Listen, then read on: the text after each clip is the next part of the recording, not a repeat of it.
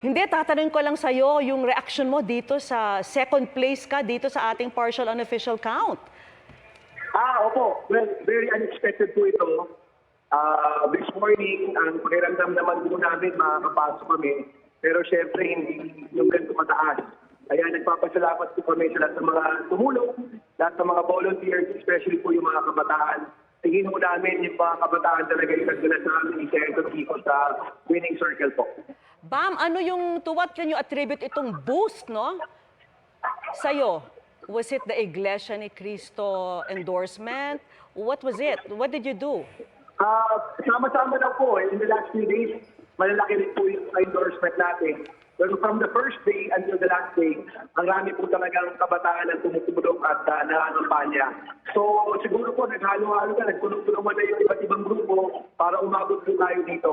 And we're just very happy right now, very thankful na umabot tayo dito. Sabi ko nga po kanina dun sa aming meeting kanina sa mga supporters dito na in the next few days, magpapasalamat. Pero pagkatapos po nun, magtatrabaho na para sa bayan. I suppose the endorsement of former Vice President Leni Robredo also helped you? Of course. Ano naman po, si VP Leni from the beginning, no? Nag-kick off tayo with her. Nagtapos rin tayo ng ating kampanya sa Naga. Ano naman po siya, constant presence in our campaign. Yung mga constant presence po talaga, yung mga kabataan, yung mga sumuporta kay VP Leni ng 2022 at siya mismo. And marami sa mga sectoral groups tumulong rin po sa atin. Marami sa mga NGOs tumutulong rin po sa atin. Mga community groups, people's organizations tumutulong po sa atin. At itong huling mga araw, mga political groups at mga malalaking churches po tumutulong din po sa atin at malalaking grupo. Kaya siguro po, nung nagsama-sama na, umabot tayo sa ganitong resulta. Anong naging reaksyon ni VP Leni nung nag-usap kayo? Can you tell us? Hinihintay ko yung nag-text pa lang kami, ngayon po tumatawag na siya. So after this phone call, siya naman po yung kausap ko. Maybe you can take her call while we're on air. Hindi na po.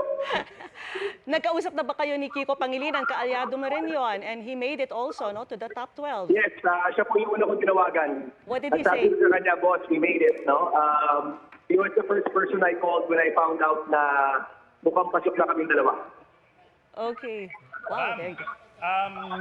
Nasa si Atom ito, nakaranas ka ng mga pagkatalo ng mga nakaraang eleksyon, heartbreaking losses, ano? Pero today, based on the partial unofficial count, you are number 2. Para sa iyo, what does this mean about the electorate? Ano yung mga nagbago at bakit tayo nakakamit ng ganyang klaseng pwesto sa bilangan ngayong halalan? Yeah, ano naman Atom, no? Talagang every election cycle, you have to present yourself again. Itong kampanyang ito, ginawa talaga namin mission na maging pinakamasipag na kandidato, pinakamasipag na senatorial ball. Palagi ko yung pinakamaraming napuntahan din. We had a clear message based on our accomplishments, yung libreng kolehiyo, and the clear promise, which is siguradong trabaho. So palagi ko, we ran this campaign much better than our last campaign, honestly. Saka politically rin, medyo, mas magaan rin ngayon. No? Hindi ako yung pinaka-na-troll. In 2019, I think ako yung pinaka-natutroll ng panahon yun. Ngayon, iba yung nangyayari sa national politics. No? So, maraming iba't ibang mga bagay na nagsama-sama. Siguro nga ito sa number of things that came together in our favor. Pero palagi ko, in the next few days, ma-analyze natin yan. Marami rin mga lalabas na mga analysis at makikita rin natin yung mga numero and the final numbers, and we'll be able to have a longer conversation tungkol sa paano tayo umabot dito, no? But right now, nais lang po namin talaga magpasalamat. Napakaraming tumulong. And, we run People's Campaign at yung mga tao sila po yung tumulong dito po sa ating kampanya. Thank you po.